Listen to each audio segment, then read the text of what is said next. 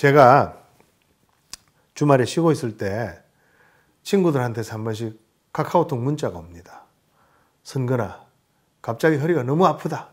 이런 이야기가 문자로 딱 오면 제가 읽고는 제일 먼저 하는 질문이 있습니다. 그게 뭔가 하니, 야, 진료비는 어디로 보낼래? 안녕하십니까. 제가 연구년을 끝내고 진료를 재개한 지 이제 한 달 조금 넘었습니다. 연구년 후에는 좀 더 여러분들 진료를 볼 때 좀 더 많은 시간을 할애하려고 노력을 하고 있습니다.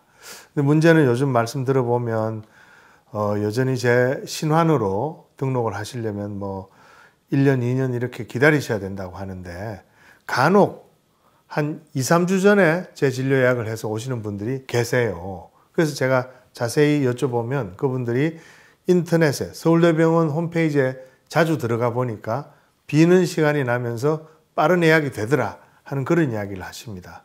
그래서 여러분들 꼭 두 가지 당부를 드리는데, 하나는 지금 진료 예약을 해놓으신 분들 중에 진료가 되기 전에 저절로 낫는다든지 아니면 다른 병원에 가서 해결이 되었다든지 하는 분들은 꼭 제 진료 취소를 해 주십시오. 제 진료 날짜 한 3일 전쯤에 카카오톡 문자가 갈 겁니다.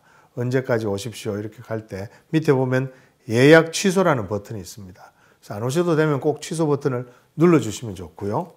그 다음에 너무 예약이 멀어가지고 힘드신 분들은 뭐 직접 들어가셔도 좋고 아니면 되게 자제분들한테 한 번씩 해보라 그러셔도 좋고 서울대병원 홈페이지에 들어가셔가지고 제 진료 예약 신청을 해보면 지금 하면 2025년이 나오는데 뭐 하루나 이틀 후에 하면 2023년 11월 이렇게 나올 수가 있다.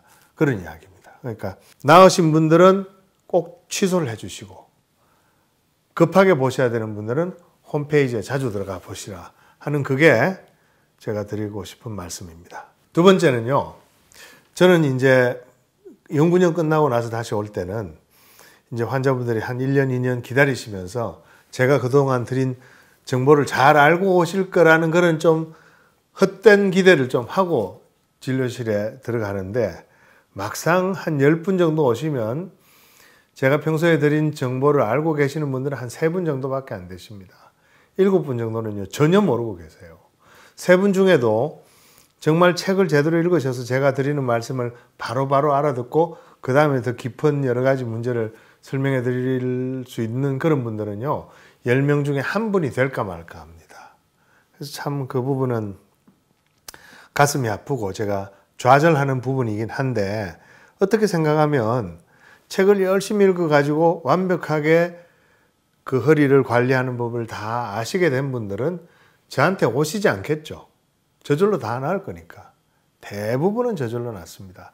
제 손이 필요한 분들은요 아주 방사통이 심하거나 아니면 근력이 악화가 되면서 이게 수술을 해야 될지 어떨지 이런 걸 판단을 한다든지 아니면 디스크 문제가 아니고 다른 허리 통증을 일으키는 다른 문제들이 있어서 제가 꼭 받아야 되는 그런 분들이 오시고 나머지는 대부분 저절로 좋아지게 됩니다.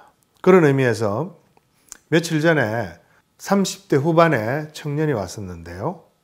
이 친구가 한 10년 이상 허리가 굉장히 아팠습니다. 아프고 너무 허리가 아프다 보니까 특히 앉아 있을 때 이 엉덩이 쪽, 오른쪽 엉덩이 쪽이 너무 아파서 앉을 수가 없어서 소위 말하는 좌위 불내증, 그러니까 시팅 인톨러런스가 있어가지고 자기가 하던 일까지 그만둔 친구였는데 방사통도 있지만 이쪽 엉덩이 쪽 통증이 너무 심해서 왔던 친구고 MRI를 보니까 선천적으로 디스크가 많이 약해요. 그러니까 30대 후반인데 벌써 10년 동안 허리가 아팠던 거죠. 4, 5번 디스크가 많이 망가져 있고 5, 6번 L5S1 디스크가 5번, 1번 디스크, 그러니까 5, 6번 디스크에 후방섬유륜이 찢어져 있는 그런 상태라 디스크 내장증이 심해서 그것 때문에 디스크성 통증이 있는 겁니다.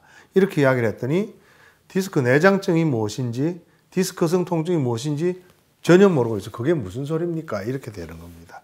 그래서 그러면 이제 여기가 깨져 있고 여기가 찢어져 있고 이런 설명하고는 요런 상태는 척추 위생을 잘 지키면 좋아집니다. 그랬더니 뭐 척추 위생이 뭔지는 당연히 모르고 있고 또 나중에 또 알고 보니까 그동안 나쁜 운동도 많이 하고 있는 그런 상태였습니다. 그래서 여러분들이 진료실에 오실 때 조금이라도 좀 기본 정보를 더 많이 갖고 오신다면 좀 더 많은 말씀을 해드릴 수 있겠다.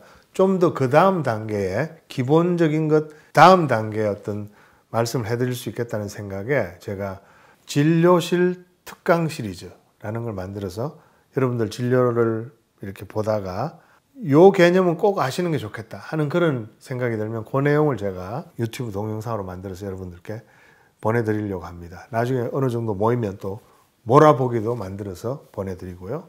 그래서 진료실 특강 시리즈를 한번 마련해 봤습니다. 그래서 오늘은 그 첫 번째 시간으로 그 30대 후반 청년이 몰랐던 디스크 내장증, 디스크성 통증에 대해서 핵심을 몇 가지 짚어드리겠습니다. 제가 주말에 쉬고 있을 때 친구들한테서 한 번씩 카카오톡 문자가 옵니다. 선근아, 갑자기 허리가 너무 아프다. 이런 이야기가 문자로 딱 오면 제가 읽고는 제일 먼저 하는 질문이 있습니다. 그게 뭔가 하니, 야, 진료비는 어디로 보낼래? 이렇게 묻는 건 아니고, 그건 제가 농담이고요. 야, 허리 주변만 아프니 다리까지 같이 아프냐? 다리로 통증이 뻗쳐가냐? 이렇게 그 질문 하나를 딱 합니다.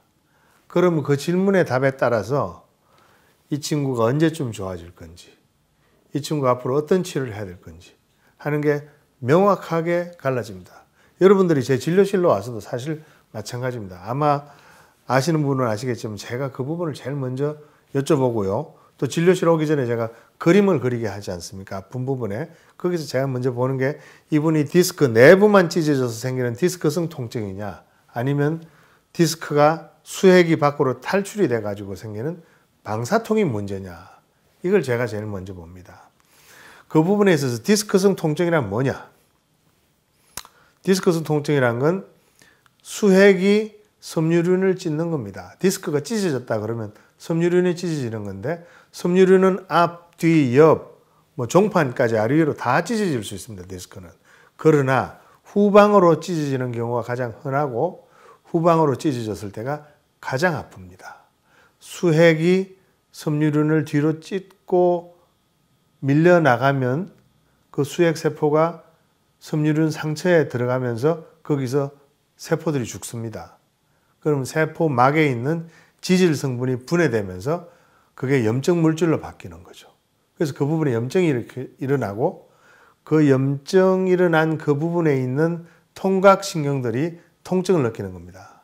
그게 특히 상처가 이렇게 벌어져 있을 땐 천천히 벌어질 땐 별로 안 느끼다가 여기 염증이 있는 상태에서 다시 다물 때, 상처가 다물 때 통증을 많이 느끼는 겁니다.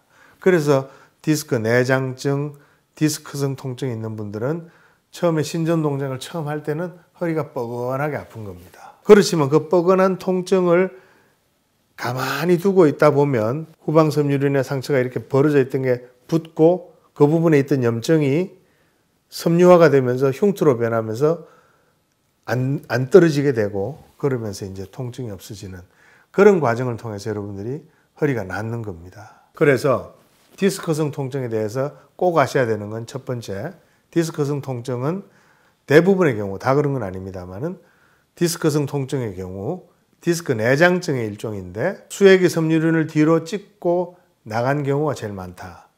두 번째, 그래서 수액 세포들이 거기서 죽어서 염증을 일으킨다. 염증을 일으켜서 그게 통증을 일으킨다.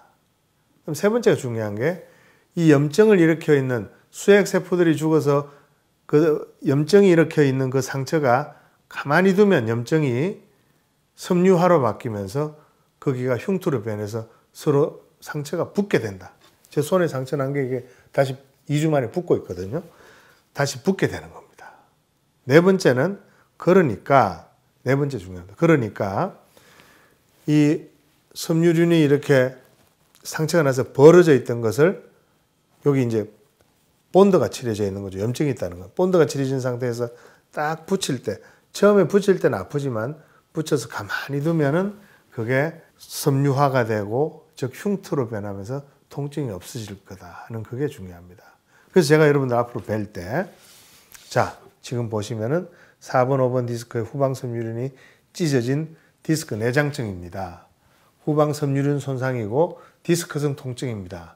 이게 같은 말입니다. 그런 말씀을 딱 드리면 아하, 저기 염증이 있구나. 저 염증을 이렇게 혈을 펴서 가만히 두면은 섬유화가 돼서 흉터로 바뀌어서 내가 안 아프게 될 거구나 하는 게 줄줄이 사탕으로 여러분들 머릿속에 딱 나오면 아하, 후방섬유륜이 찢어졌네. 그건 여러분들이 보기 힘드시잖아요. 제가 딱 보고 아, 여기 후방섬유륜이 여기도 찢어지고 여기도 찢어졌습니다. 이 말씀만 딱 드리면 그 다음에 지금 말씀드린 개념이 줄줄이 사탕으로 머릿속에 싹 들어오면 그 다음에 이제 또 다른 내용을 또 여러분들께 말씀드릴 수 있기 때문에 여러분들 이 부분은 꼭 정확하게 기억해 두시기 바랍니다. 예습을 잘 해가지고 오시는 분들은 제 진료를 한번 보고 아주 많은 것을 얻어 가실 수 있는 반면에 예습을 제대로 안 하고 오시면은 제가 지금 알려드린 이 정도만 설명하다가 그냥 시간이 다 가버리는 겁니다. 그래서 똑같이 1년, 2년 기다려서 오시지만 어떤 분은 정말 값진 본인 몸의 특성에 아주 정확하게 맞는 몇 가지 중요한 정보를 가져가시게 되는 거고, 예습을 안 하고 오시면은 본인 이야기하기보다는 디스크 내장증이 뭐냐, 섬유륜이 뭐냐 이런 이야기를만 듣고 가시니까 좀 억울하실 수 있는 거죠. 오늘의 포인트는 디스크성 통증이란 무엇인가, 디스크 내장증이란 무엇인가, 후방 섬유륜이 찢어졌다는 것은 무엇을 의미하는가에 대한 내용이었습니다. 진료실 특강 시리즈 첫 번째 시간 디스크성 통증, 오늘은 여기까지입니다. 고맙습니다.